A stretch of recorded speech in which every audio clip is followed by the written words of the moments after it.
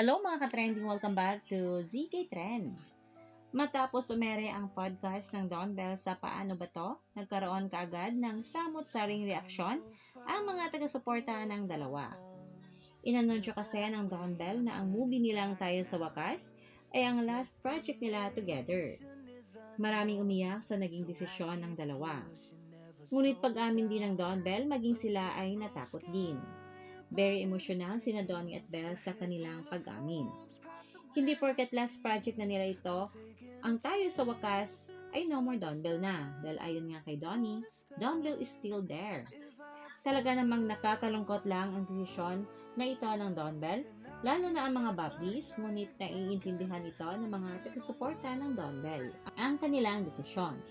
Minsan kasi sa social media ang toxic ng ibang tao. Kagad binigyan ng fake narratives ang mga nangyayari nang di man lang inalam ang totoong nangyari. Ang desisyon ng Don Bell ay mutual. Their decision is to separate their real life to this toxic world.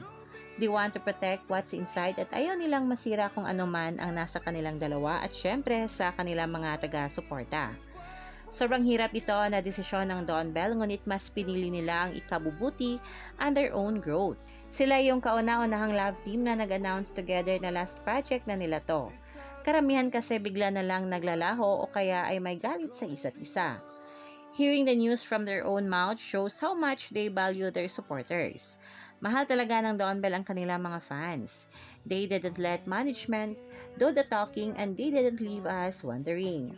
Ang bigat-bigat sa loob, ngunit it's for their best, for their growth. Sabi nga ni Belle, it's scary but it's okay. Nakakapanglumo, pero nung umpisa pa lamang in-announce ang movie nila, marami nang ang haka-haka na last Don Bell project na nga ito.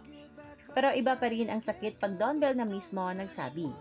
Ganun pa man, marami pa rin ang nananatiling intindihin ang Don Bell. Ayon nga dito sa ilang komento, let's continue praying for Don Bell Bablis. They're still filming Tayo sa Wakas and then they'll have promos. Imagine how they're feeling right now too. They made sure the announcement came from them. You can really see how much they value us. They know we may feel sad and heartbroken about this announcement, but we will understand and support their decision. Ay naman dito kay Miss Franz Sahorda, appreciate yung honesty ng Don when they admitted na scared sila sa thought na last project na nila for now ang Tayo sa Wakas. It's really a bold move, but they choose transparency especially para sa supporters nila. Walang paasa. I just want to say thank you to Donnie and Belle for doing it this way, for being genuine and sincere since the beginning, for giving the courtesy to let us, your fans, know in a way that we can see and feel that everything is where it should be, that everything will be fine and everything is intentional. No one does this journey more gracefully than you two. Hearing the news from their own mouth shows how much they value their supporters. They didn't let management do the talking and they didn't leave us wondering. Lagit lagi, Don Bell. Those rubs, the holding hands, it has always been like that. Getting strength from each other but emphasizing what Miss Bianca said. They couldn't take in the usual road. But no, it's their personal decision. So many what-ifs and what's could have been. All feelings are valid. But then, realizing it's their personal decision and it's what they want. Such a mature, bold, and admirable one. Mas lalo mo silang hahangaan and do not even involve their personal lives. Ang pinag-uusapan dito, Don Bell Project.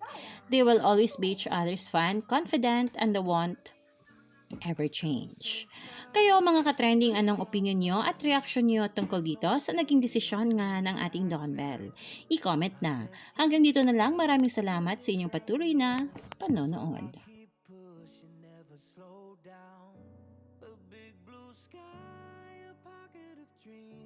A head full of hopes, possibility.